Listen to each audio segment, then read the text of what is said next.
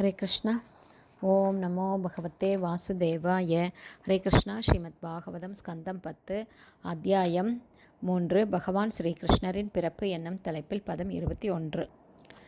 த்வம் அஸ்ய லோகஸ்ய விபோ ரிரக்ஷிஷோர் கிருஹே அவதீர்ணோசி மமாகிலேஸ்வர ராஜன்ய சம்ஞா அசுரகோடியுத்வைர் நிர்வ்யூக மானா நிகனிஷ்யசே சமோம். Word by word meaning. துவம் பகவானாகிய நீங்கள், அஸ்ய இவ்வுலகின், லோகஸ்ய குறிப்பாக மத்திய லோகமான இந்த மண்ணுலகின், அப்போ விபோ பரமபுருஷரே, நிரக்ஷிஷு அசுரர்களின் தொல்லைகளிலிருந்து பாதுகாப்பை விரும்பி, கிருஹே இவ்வீட்டில், அவதீர்ண சி இப்போது தோன்றியிருக்கிறீர்கள், மம எனது, அகில ஈஸ்வர முழு பிரபஞ்சத்திற்கும் நீங்கள் உரிமையாளர் என்ற போதிலும், ராஜன்ய சம்ஞ அசுர கோடி யூத்தபை அரசியல்வாதிகள் மற்றும் அரசர்களின் பதவிகளை ஏற்றுள்ள லட்சக்கணக்கான அசுரர்கள் மற்றும் அவர்களது ஆதரவாளர்களுடன் நிர்வியூகமான உலகம் முழுவதிலும் நடமாடிக்கொண்டிருக்கும் நிகனிஷ்யசே கொன்றுவிடுவீர்கள், சமூ சேனைகளையும் உபகரணங்களையும் வீரர்களையும் மற்றும் பரிவாரங்களையும். டிரான்ஸ்லேஷன். எம்பெருமானே, சிருஷ்டி முழுமைக்கும் உரிமையாளரே, இந்த உலகை பாதுகாக்கும் விருப்பத்துடன் நீங்கள் இப்போது என் வீட்டில் தோன்றியிருக்கிறீர்கள். உண்மையில் க்ஷத்ரிய அரசர்களின் போர்வையில், அசுரர்களாக உள்ள அரசியல்வாதிகளின் தலைமையில் உலகம் முழுவதிலும் நடமாடிக்கொண்டிருக்கும் எல்லா சேனைகளையும் நீங்கள் கொன்று குவிப்பீர்கள் என்று நான் நம்புகிறேன். குற்றமற்ற பொதுமக்களின் பாதுகாப்பிற்காக அவர்கள் கொல்லப்பட வேண்டும்.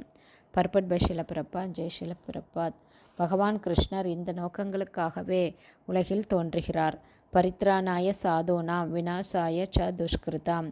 குற்றமற்ற பக்தர்களை காப்பதற்கும், பதவிக்காக நாய்களைப் போல குறைத்து கொண்டு தங்களுக்கிடையில் சண்டை செய்து கொள்ளும் கல்வியும் பண்பாடுமற்ற அசுரர்களை அழிப்பதற்குமே பகவான் தோன்றுகிறார். கலிகாலே நாமரூபே கிருஷ்ண அவதாரே. இந்த ஹரே கிருஷ்ண இயக்கம் கூட நாம ரூபத்திலுள்ள பகவான் கிருஷ்ணரின் ஒரு அவதாரமே ஆகும். அசுரத்தனமுள்ள அரசியல்வாதிகளைக் கண்டு அஞ்சும் நம்மில் ஒவ்வொருவரும் கிருஷ்ணரின் இந்த நாம ரூப அவதாரத்தை வரவேற்க வேண்டும்.